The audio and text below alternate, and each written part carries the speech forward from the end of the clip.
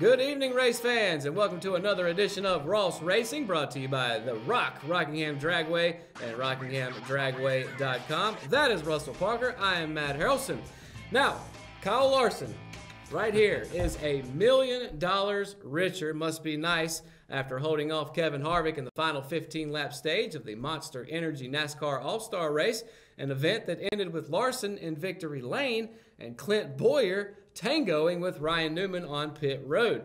Now, Larson won the Monster Energy Open at Charlotte Motor Speedway to make the All-Star Race field. Then, in the four-stage, 85-lap main event, Larson became only the second driver in the All-Stars history to win the Open and go to victory lane in the All-Star Race. So, Russell, we've talked about Larson a few weeks ago, starting to build some momentum. Is this win important enough to say he's going to be a threat for wins in the near future? The All-Star Race is a non-points event, but at the same time, it's a very big momentum builder because you're racing against the best. In that All-Star Race, it's the best versus the best. When you come out here and you win that race, you know you've got what it takes to win these races moving forward because you've beaten the best. Now you can stand with the best moving forward in points racing. I think Larson, we've seen him before a few weeks ago where he's starting to understand not to power his car so far to where he's going to bust it and hit a wall or something like that. He loves riding around the top of the wall there, close to it. But he's so aggressive that he ends up making mistakes. Now he's toned that back a little bit. I think that's helping him. I guess he's maturing just a little bit, if you will, being a little more conservative. Understanding that first place is always great, but second place is good too because that can get you more money, that can get you more funding, that can get you more better rides for the future. Means your cars can do better as you move forward, and of course momentum just continues to build up. When you get these little wins like that, it makes it bigger, makes little steps to a bigger goal. That's exactly what I was going to say. Even though there weren't necessarily points to be gained here, momentum perhaps at this stage in the year is just as important. Now, something, just to get off track here for just a second, something you brought to my attention before we started filming, that $1 million, Larson doesn't necessarily get all of that. No, he doesn't. It all kind of disperses back into the team itself. I mean, of course, the driver is the driver. Everyone's looking at that face. Right. But you got to think about the crew members who are part of this. Of course, you know, everything that goes into that car has to be put back into for future races.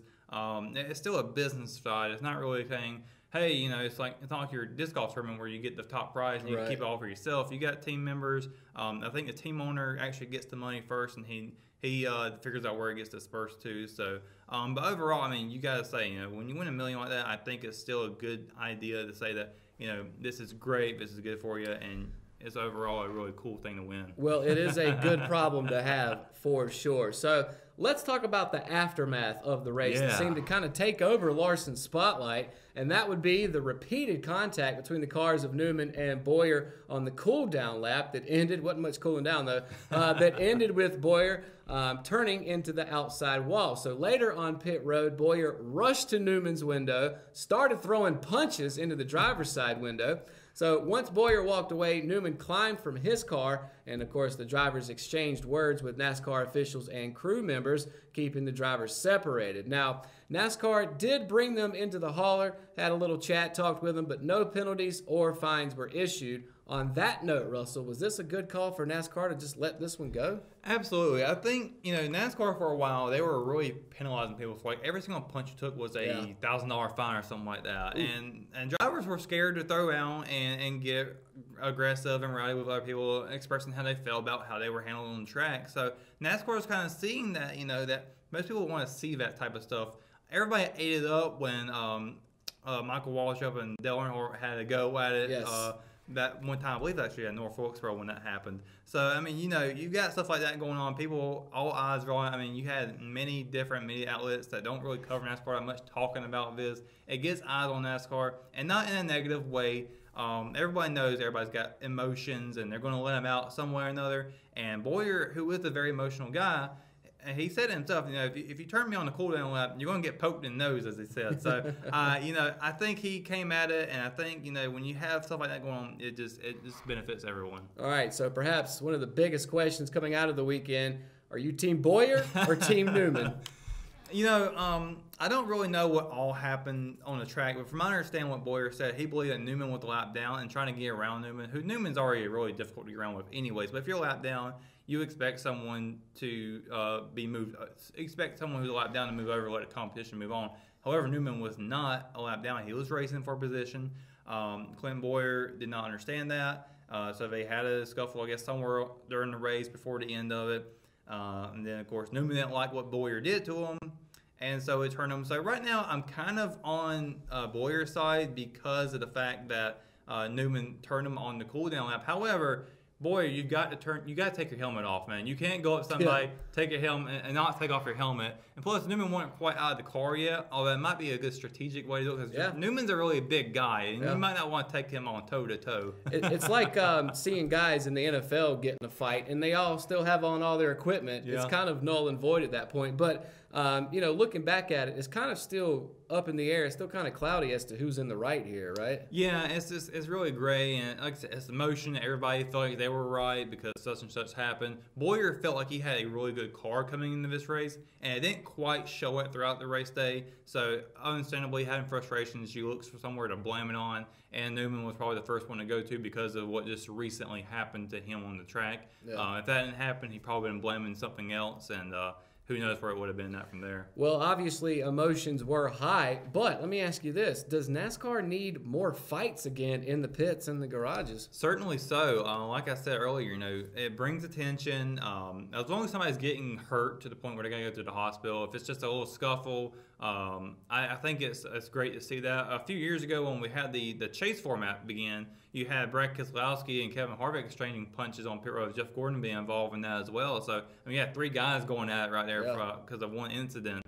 So if you have that emotion, and this isn't even a points race or even a playoff race. This is the All-Star race where, you can say, okay, well, we had a great day. It don't matter now. Checkers are records. But no, Boyer was frustrated, and, he showed that emotion, and that's just for a non-point sanctioned event. I think you're going to see a lot more of it as you move forward. We've seen just some guys getting mad with each other before. I believe it was Daniel Suarez, and I forgot who the other guy was, David Gillian. Just on a practice run, they were getting frustrated with each other and came up to each other. So, I think you're going to continue to see this throughout the season, and I think this is great for NASCAR.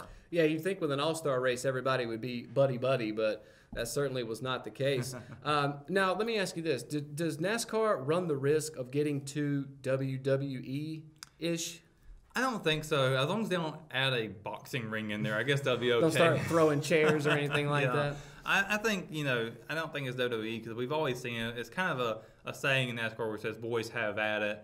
And I think NASCAR may want to get back to that a little bit, but not completely let them just let loose. Just, hold the chain on them a little bit, let them bite each other for a little bit, and then say, okay, that's enough. Talk to them, make sure things are going forward where they're not going to screw something up like what happened with Matt Kenseth and Joey Logano a few years ago, where Logano was racing Kenseth for a position for a win. Logano spun him out. But a few weeks later at Martinsville, Kenseth was like multiple laps down, and he took out Logano, who was leading the race. And I think when a situation is like that, I think there needs to be some I guess I put a foot down on that. But for something like this, where they're racing for position, I think that they're going to be okay with this. Yeah, the example you just gave, that could be seen as poor sportsmanship. But as you also mentioned, things like that, whether you like it or not, does seem to bring more eyes to the sport of NASCAR. Even you get more casual fans checking it out. So. And not only that, but this past Wednesday, I believe that Bass Pro Shops down in Charlotte or Concord, they had a autograph signing. And the two who were sitting next to each other, Ryan Newman and Clinton Boyer. And I would have loved to see how awkward that was. Yeah. Now, that would have been something if they started fighting in the Bass Pro Shop. So. All right, let's move forward. So, Bubba Wallace was another driver that came from the open race to make it into the All-Star event. But he did it in rubbin' is racing fashion, my favorite kind. Now, this all started with Wallace having the first stage stolen from him by William Byron, but Wallace came back strong, took the second stage win, and finished 5th in the All-Star race. Now, Russell, we've seen Wallace with a lot of emotion recently, worried about sponsorships, second-guessing himself, but the All-Star race has got to mean a lot for him. It should be a momentum boost moving forward, right? Oh, definitely. I went up to the race for that, and I watched Wallace. I was really cheering him on. Everybody in the fans, there were even people chanting, "Let's go Wallace," in my section. So everybody was on board for him to win this open, or at least get into the race. And he certainly put on a great show. Drove the wheels off of it in the open race. He came so close, and he had a final restart on that first stage, and him and Byron were side by side, banging off the doors, trying to get there. And what was amazing to me is that when he got into the second stage and he won that one, he was still doing a little bit of that as well, banging doors, but he had some damage and was still able to make that race car work, especially into the All-Star race where all the other drivers, their cars were intact, they were fine, they were working over strategy, they were kind of kicking it back. Whereas Wallace, he only had just that open race and he's already had some damage on his car. Still managed to get a top 5 out of it, and that is amazing for him moving forward. And not only for him, but for Richard Petty's Motorsports and that 43 team. They've been through a wild few years themselves, and to see them actually get some success, I think Bubba Wallace even said that the Coca-Cola he had, it felt like a victory to him. Yeah, absolutely. Good stuff. So let's move on and talk about drivers who are in the groove. Who was in the groove this week, Russell? Well, I just said Bubba Wallace was one of the most impressive drivers for me this week, and he's got to be my All-Star Race driver in the groove. Also got to give a shout-out to Anthony Alfredo, who is, I believe, all the way from Connecticut. First time racing in a truck race. Started 15th, finished 8th. And the guy you never even heard of. He races in the K&N East Series.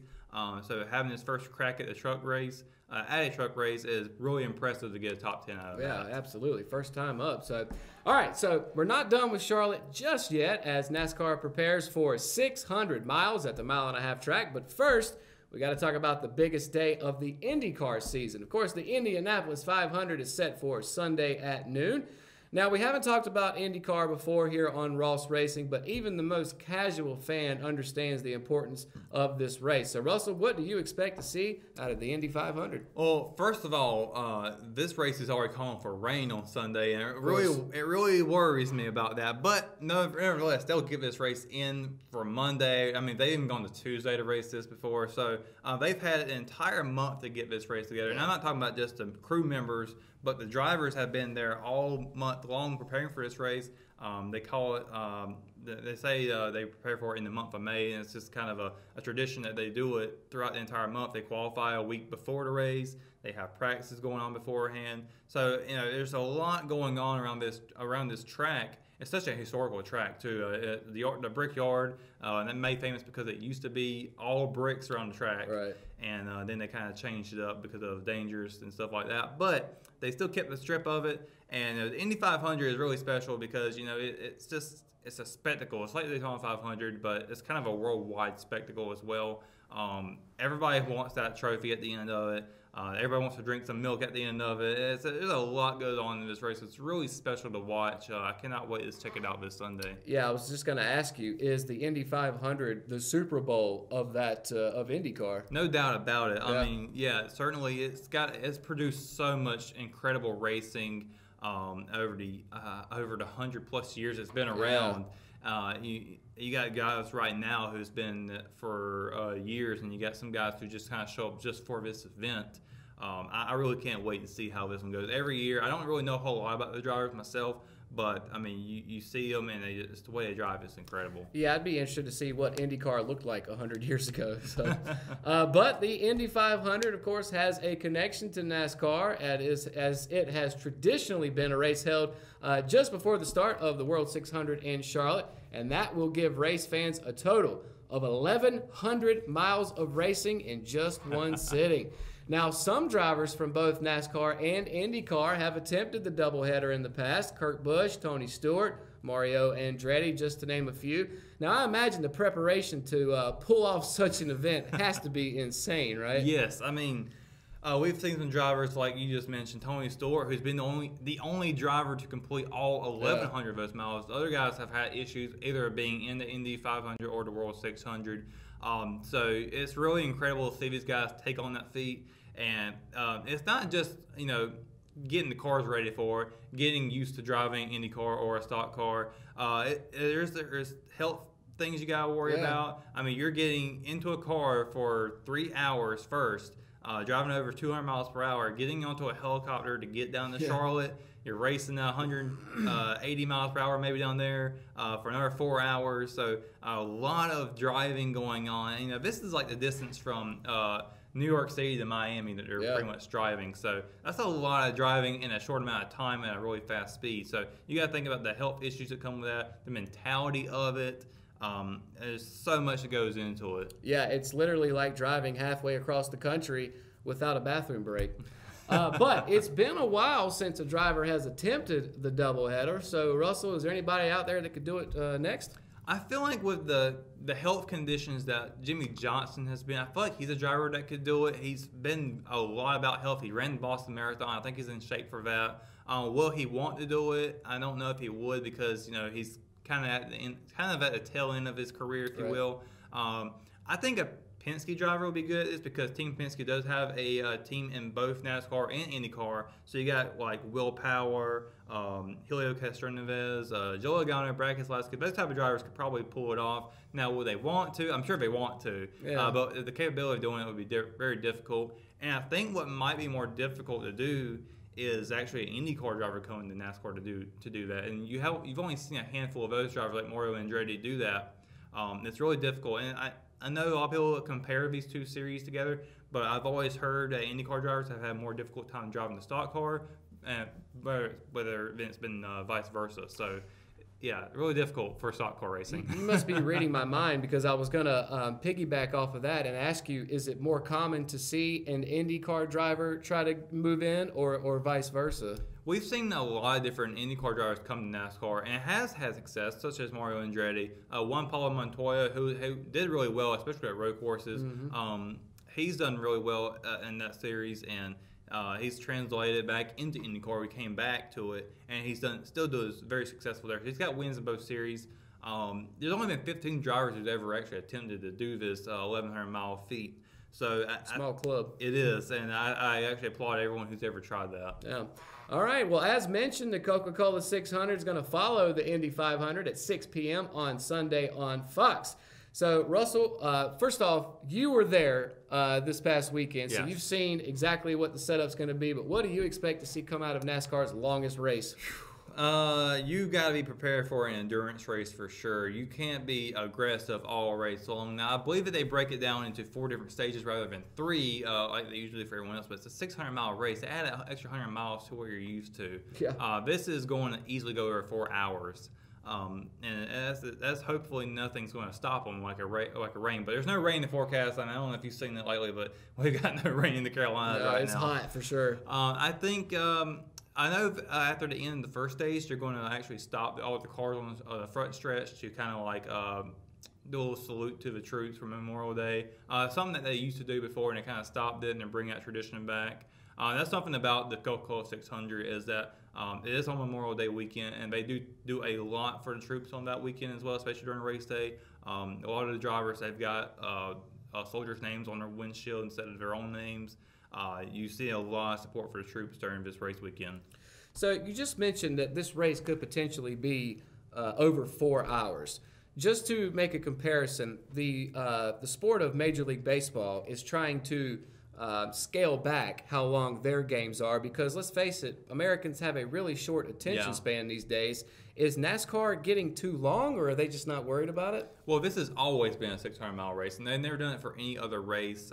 My opinion, I feel like there's too many 500-mile races out there, but leave the 600 one because it's a special race. It's different. It's the only one that's done it, yes. Yeah. And you get the Daytona 500. You don't ever touch that one. You don't ever touch the Southern 500. There's a lot of crown jewels NASCAR you usually won't touch, like Darlington Southern 500. So there's a lot of them out there, but there's other drivers out there, other tracks out there that do have 500-mile track races. Like Texas should not have a 500 mile; it should be a 400, in my opinion.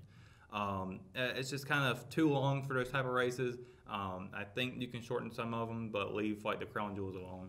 All right. Well, let's switch gears and head to the Rock Block. Of course, brought to you by the Rockingham Dragway and the RockinghamDragway.com. Always plenty of stuff going on out there, and this weekend is no different. We've got the Big John Memorial Weekend bracket coming up this weekend, heading through Monday, of course, with a 3-day weekend. It's going on right now, too. Absolutely. So, top ET, $10,000 if you come in first. $5,000 to second and third place. Now, gates will open at 8 a.m. tomorrow. If you want to get the 3-day event pass, that is $40. If you want to just go for 2 days, that pass is only $25. And if you just want to go for Monday, it only costs you 15 buckaroos. Of course, kids 12 and under get in free, and all of that includes a pit pass, so can't go wrong there. Did you see the Royal Maniac last weekend? I saw the videos that you guys put together. I saw some of the photos that John took. It looked like it was hot. Looked like it was muddy. Looked like a lot of people were there. Looked like they had a good time. It was a lot of fun. I went to almost every single obstacle on the course, and it's about 3.3 miles, I think it is. And so many different unique variations of that. I had a lot of fun just watching people do it. I may even try it out next year. Yeah, it's an endurance thing. Although the part I like is the big party afterwards. Oh yeah. They had a lot of guys that are breakdancing on stage. That's more my speed. Mechanical Bull, I think, is where I'd end up. I do want to give kudos though to the crews that come out there. I mean, think about Epicenter. Yes. How many people were there? How much breaking down there was to do, and then for them to turn around. And obviously 5,000 people, not as many as 100,000, but still a really good crowd. And for them to come in and put all that again together, very impressive. Yep.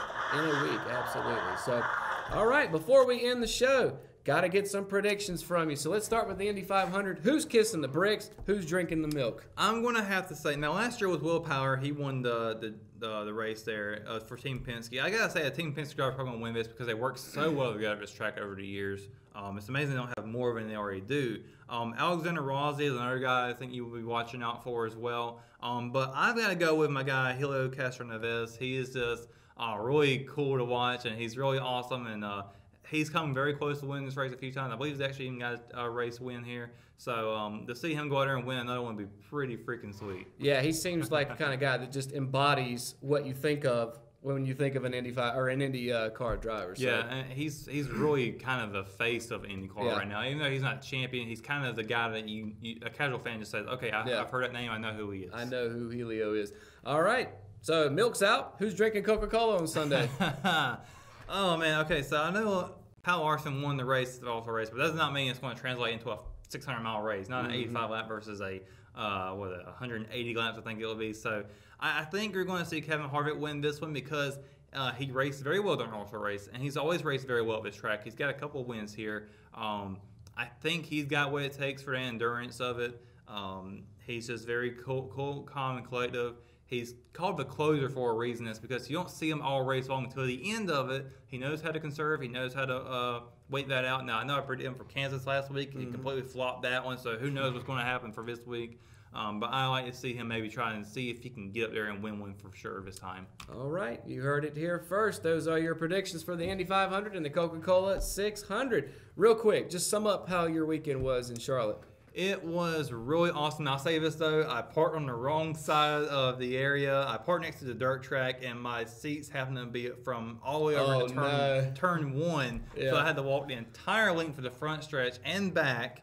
But it was really fun. I had a blast. I only paid like $50 to go out there. Sweet. And the seat where I was at was not like where we sat at for the Royal Bowl. It was actually a lot lower. But I had a great view of all around still. Just a lot of fun. Yeah, it doesn't seem like there's too many bad seats in Charlotte Motor Speedway. So, all right, well, that's going to do it for this edition of Ross Racing. Of course, brought to you by the Rockingham Dragway and RockinghamDragway.com. That is Russell Parker. I'm Matt Harrelson. We'll see you right back here on the track next week for another edition of Ross Racing. Have a great week.